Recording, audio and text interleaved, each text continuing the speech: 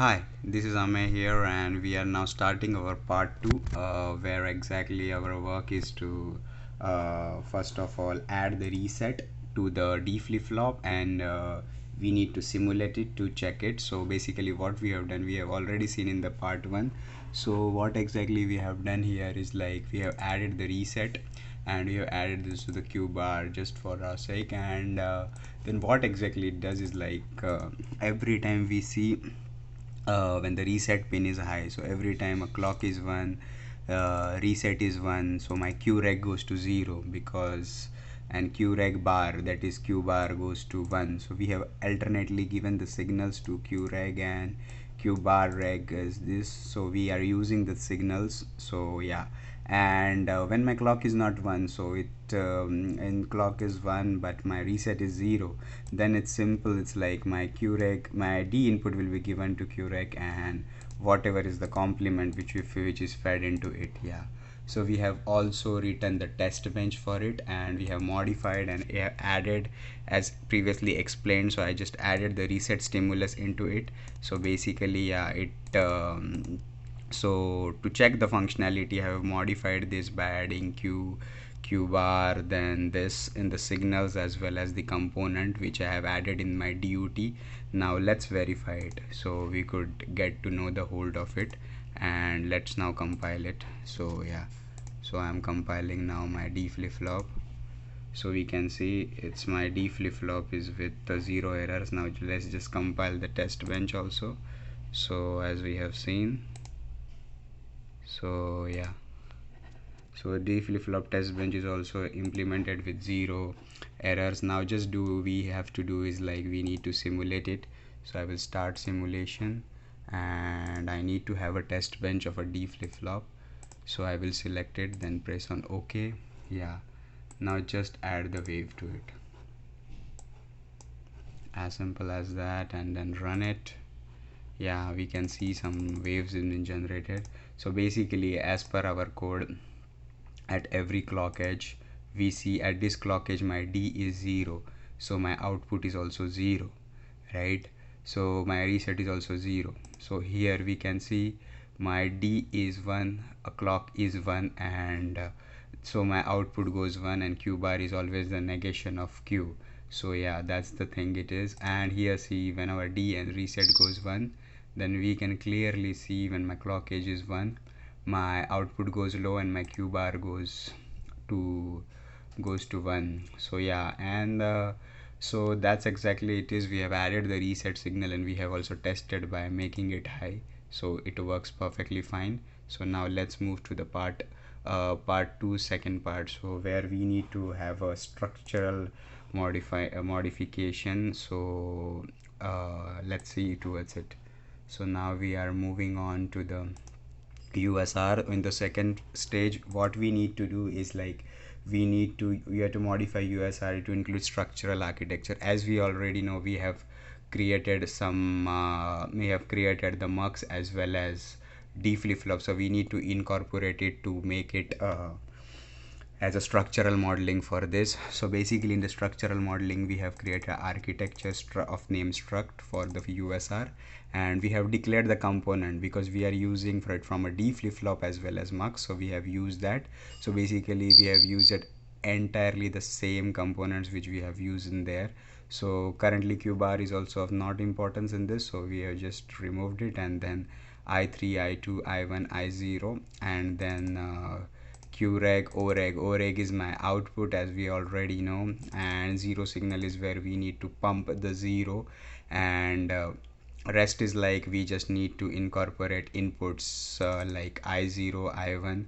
So basically that's the input we are giving, and every time what exactly is happening is like after that we have included the entity which we have already, for example, see in this it is D flip flop, so it's basically taking it from the D flip flop. So here D flip flop uh, behavior, so it will be taking this code from here, and for the mux it's the same too. So yeah, it's taking it from here. So now we have added this and we have created a port map. So as it is structural modeling now behavior, so it will take each and every input, and based on that to satisfy this we have created this. And yeah, so now let's move on to the third part, where part 2 third, where we have did the certain changes for 0 1. We have already made these changes like 0 1 1 0, whatever we have done already, so we are not changing it. And uh, now just we need to do is like for the fourth we have to create a configuration file, so it will work properly with respect to the structural modeling and not as a behavior. So we have created a configuration file of test user. So this is our test usr file, which is, and we have not modified anything, whatever the professor has given we have used it to our this. And what exactly we have done is like we have created an entity of name work usr. So basically it goes in my work directory and it will pick up the struct usr on that too with the struct, means like we have created here struct.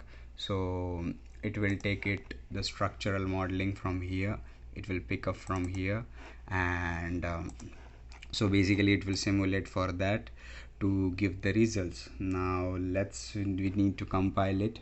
So now let's go to the model sim. Now I will remove this previously the d flip flop, and now we are more interested in running the TCL script, because already our TCL script is made for entire USR. So now let's compile. As we already see, the test has been completed. We have not faced any issues with no compilation error and everything. Now just let's do one thing. We will just do is we have to see the input and output and we need to verify it. Yeah, so here what exactly it is, as we all know, first of all, when my input is see here, my first of all my input is 1 1, so basically it will holds the value, it will just parallel load that that is whatever at the input, we will see it's exactly at the output.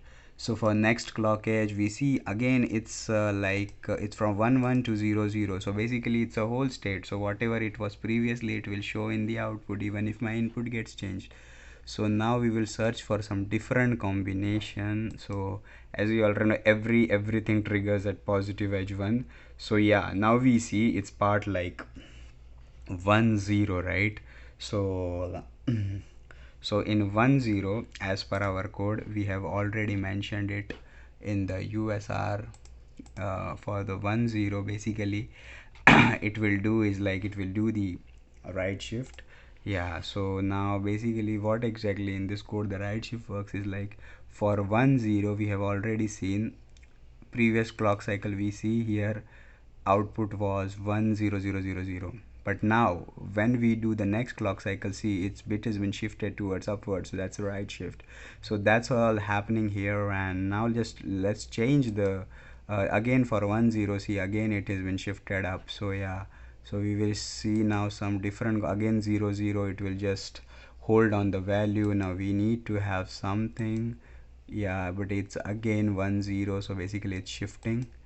So yeah, now we need to have certain, now it's changed to 1 0. See at this my fourth bit was 1, but now in this case it has been left shifted down. So when my input is 0 1, it's left shifted to down. So I think that's fulfill all the requirements of the code. So we have already did like d flip flop with reset, and we have also explained the structural modeling to fulfill the requirements. Basically each input we have given it via the port maps in this. And uh, then we have shown the parallel load and everything, all the concepts, and we have also used the configuration. So that sums up this part 2, and this is on my this side. Thank you.